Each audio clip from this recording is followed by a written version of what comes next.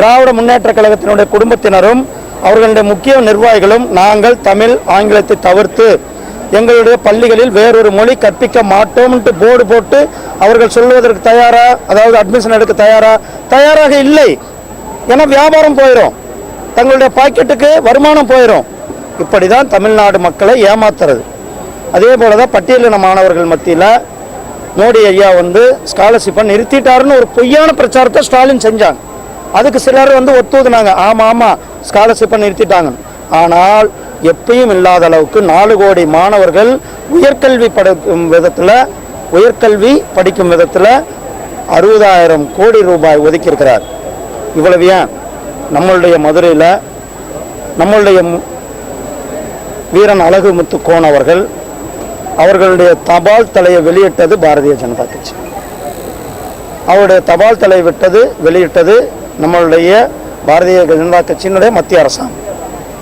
இப்படி ஒவ்வொரு தலைவர்களையும் போற்றுவதில் தமிழ்நாடு பாரதிய ஜனதா கட்சி அவர்களை போற்றுகிறோம், தியாகிகளை போற்றுகிறோம்.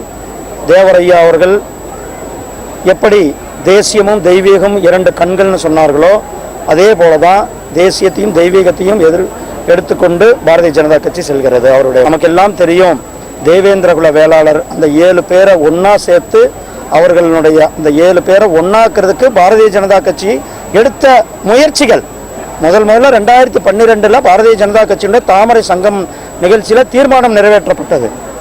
அந்த தீர்மானம் விட்டு 2014 ஆட்சிக்கு வந்த பிறகு அமித்ஷாஜி அவர்கள் மதுரைக்கே மதுரை பிரகடனத்தில் அதில் கையெழுத்திட்டார்கள்.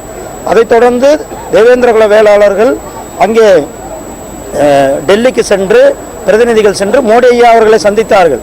அதற்கு பிறகு நான் பட்டியலின அந்த கமிஷனில் துணைத் தலைவராக இருக்கும் பொழுது மதுரையில் பப்ளிக் ஹியரிங் நடத்தி தலைமைச் செயலாளர்களுக்கு 2 முறை 3 முறை சம்மன் அனுப்பின பிறகு ஹன்ஸ்ராஜா கமிட்டி அமைக்கப்பட்டது.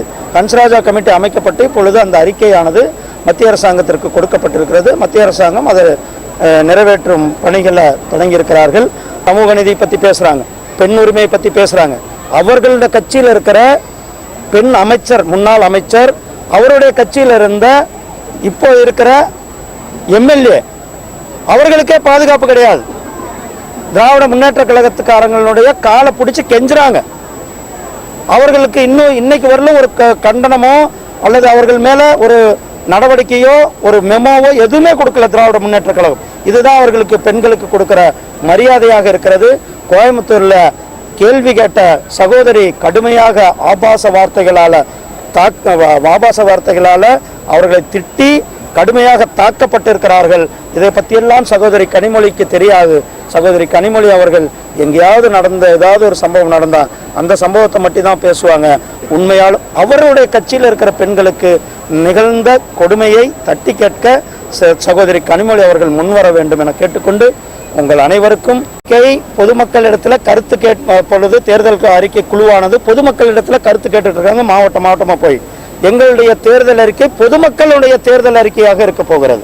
பொதுமக்கள் என்ன விரும்புகிறார்கள், பொதுமக்களுடைய தேவைகள் என்ன, பொதுமக்களுடைய தேர்தல் அறிக்கையாக எங்கள் தேர்தல் அறிக்கை சொல்லியிருக்கேன். அதுக்கு எங்களுடைய தேசிய, அதாவது எங்களுடைய மாநில செய்தி தொடர்பாளர்கள் இருக்காங்க, அவர்கள் சொல்லுவாங்க.